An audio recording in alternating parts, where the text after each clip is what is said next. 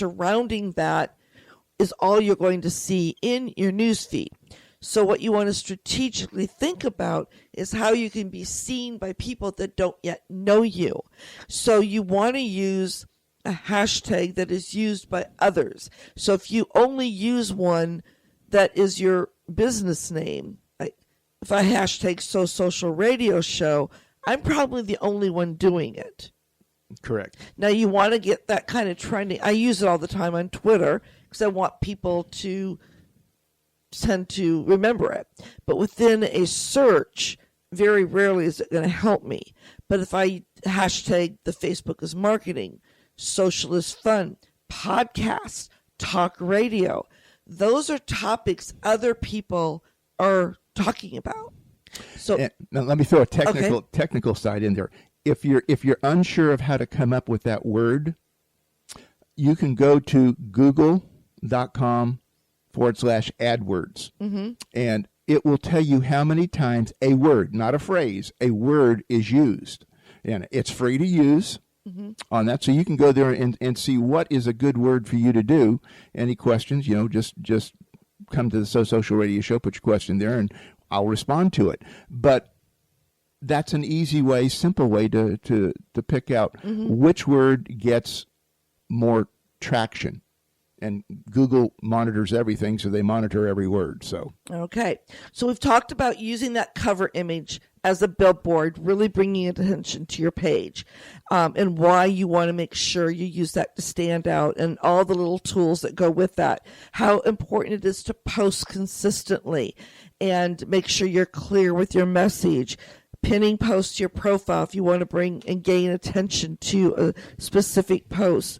And now using hashtags strategically.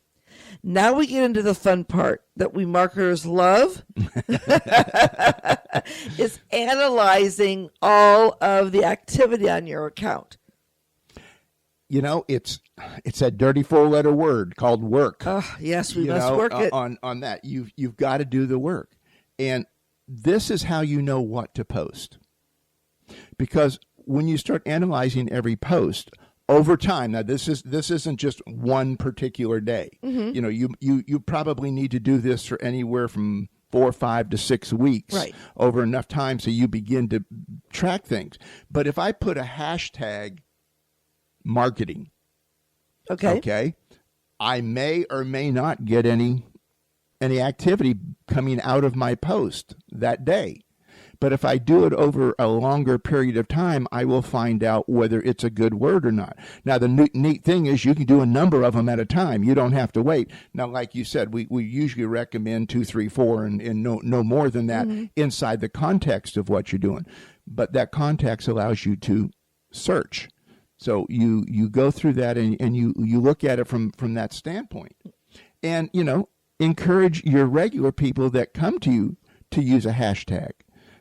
And it's all right to, if you want to post on your Facebook page, how to use a hashtag. Maybe you want to do that every month, or maybe you want to pin it to the top a week every couple of months. Well, what are some of the things that you need to be tracking with those analytics? I mean, the backside of your Facebook business page. This is why people ask me, can't I just do everything on my personal page? Do I have to have both?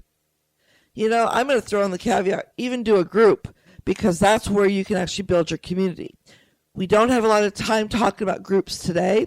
We are going to bring that into the next phase on our next, not this month, but in March. We'll talk more about groups on Facebook and how to use those to your advantage. But there's so many different components of Facebook that you have to think about. But on your page, when you're looking at your analytics, you don't get that package on your personal page, only on your business page. And when you go in there, you can actually do an analysis of who's viewing your postings, what time are people viewing your postings, so you know when your Facebook is most active. Also, how many, the reach you've received. Also, the engagement, how much engagement, how you're growing. All of these items are in the back end of your Facebook page. How many link clicks you had, how much the call to action button. Did anybody actually click on your call to action button on your cover image, as well as, and you find all this in your insights.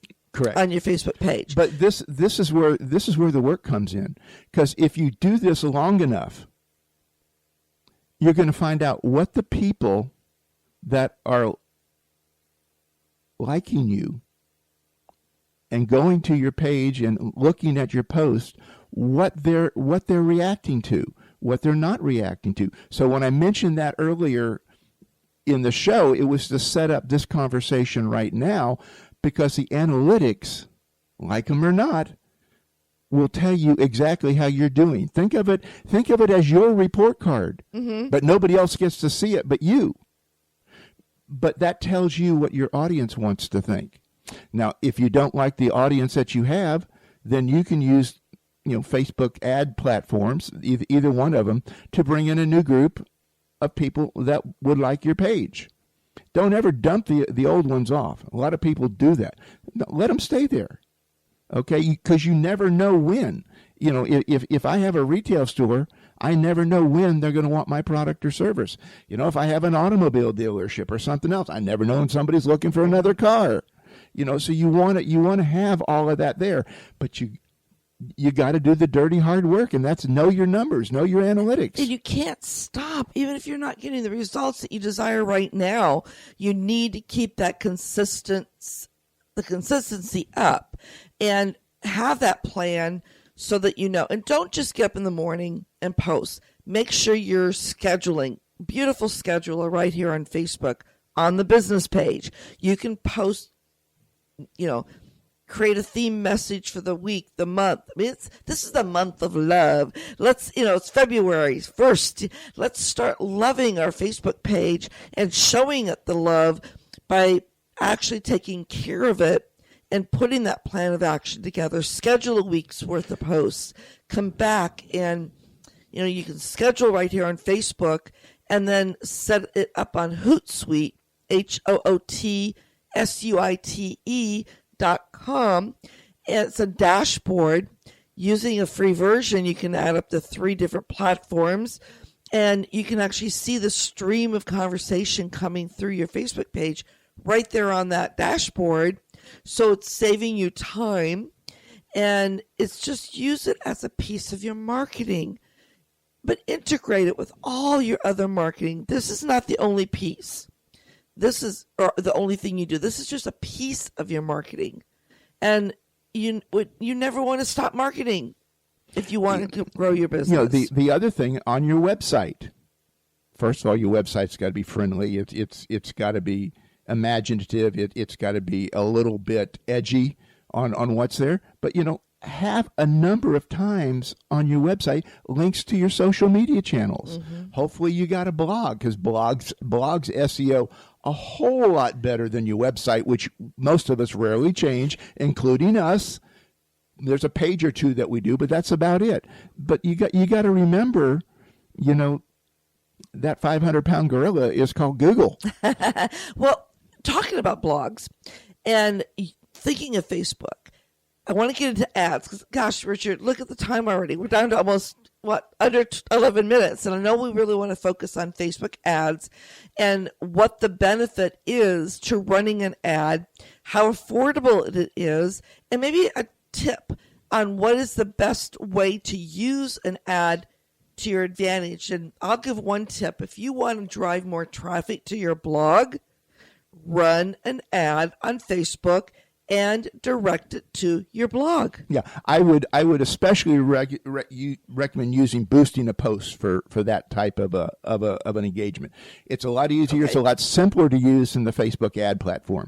The Facebook ad platform can get really intimidating for a lot of people because there's a lot of moving parts to it that goes on there. It's true. I mean, just give everybody a tip. One of the things I do is I'll run a Facebook ad and I'll just lay it out as the platform lays it out. And then one of the things it will tell me how many women looked at it, how many men looked at it, and it'll give me various age groupings that I can look at. Now, I take that information, maybe I run an ad for a week, so I get a fairly decent sampling of who's looking at it. Then I go back through and I'll write ads for the men differently than I will write an ad for a woman. Totally different. And I'm not going to write an ad within either men or women. If, let's say, we're looking at the 25 to 34, because that's how I break it down. I'm not going to write an ad for the 25 to 34, the same as I'm not going to write an ad for a 54 to 65. Totally different people, totally different logic sets that they operate by. So I want to make sure that I'm doing the best job I can to talk to my audience. And I break it up in 10-year sets like that, and by gender, and I go through it.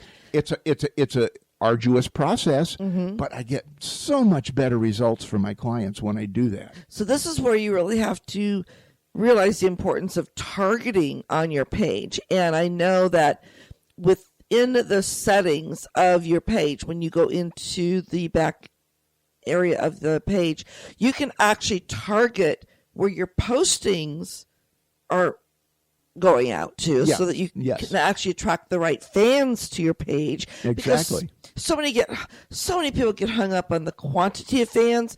I want quality. I've actually gone through my page and cleaned my fan list and cleaned it up. Yeah, in the beginning, I think everybody wants quantity. Oh yeah, you want to look cool. They want a bigger number. Yeah. But after you get over 500 or 1,000, depending on what your industry is and how active you are, you start wanting to have more engagement. And to get more engagement, you have to get rid of the people that are not active on your page. And the analytics will pretty well show you what's going on there and where you need to be. And that helps with your reach. And we'll make mention that when you target the right market, they tend to continue engaging, watching you in the news feed, and seeing you. Actually, they'll come over to your page, because 97% of people that click that like button never come back to your page. So they're waiting to see you in the news feed, and the only way they're going to see more in the news feed is if they are active in there themselves and they are paying attention and they're communicating with your page. So all those things, I know it's a lot to think about, but that's where you have to stay on top of it. And that's why you have to get to know your audience so you can have that interesting, factual, engaging content. Because as people engage with you, Google's going to say, okay, there's an affinity here between these two pages. Yep.